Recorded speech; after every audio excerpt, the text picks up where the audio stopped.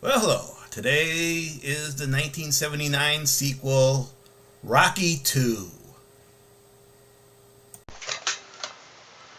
Rocky goes to the hospital after his epic fight with Apollo Creed. He decides to retire since the doctors said any further fighting could result in blindness.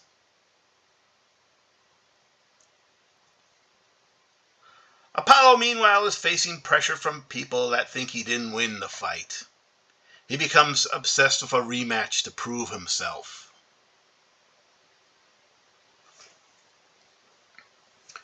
Rocky has some fame and money from the fight.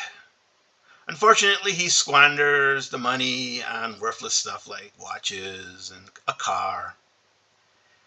He also can't act in a commercial, and that lucrative money-making deal falls through. Job opportunities are limited since he is a high school dropout. He is forced to take a job at a meat packing plant when he eventually loses.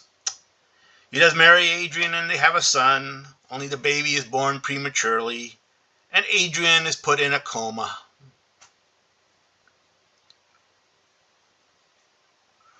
Rocky decides to fight a rematch with Apollo and trains with Mickey.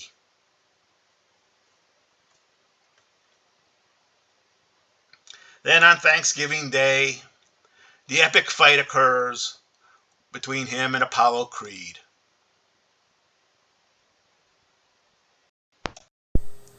So this was a sequel to the hit movie Rocky. Obviously, that movie proved to be a really big hit, both commercially and, you know, uh, with critics.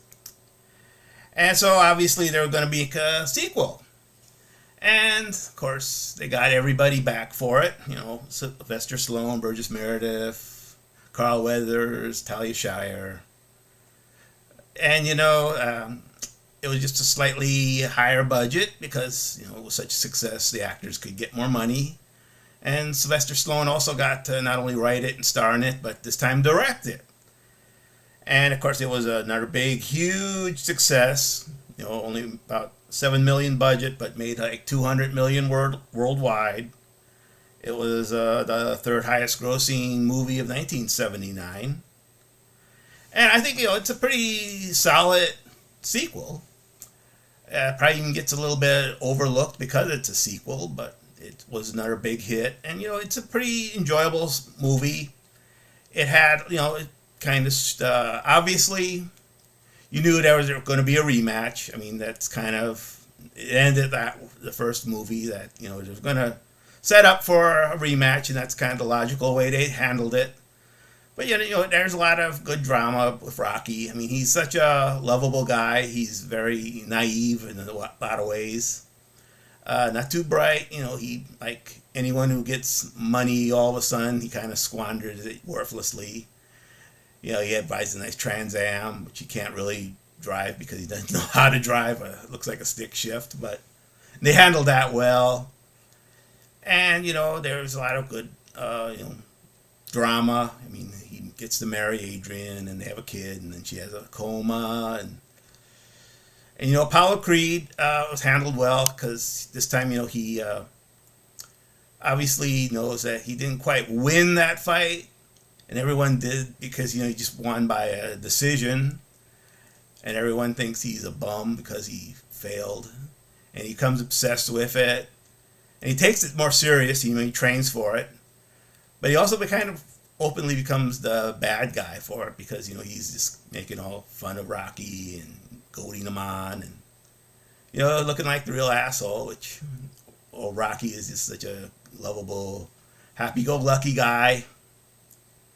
And I think it was a pretty well done movie, and it also made a big success, and it would continue on for several more movies, which we'll look into in the future. So this is kind of going to be my kind of last normal movie review for the year. Take some time off next weekend for Thanksgiving, and here, which we celebrate here in America. So I hope everyone has a happy Thanksgiving with their families. And we'll start in Christmas movies next month. And if you stuck with me this long, I thank you. You're a unique individual.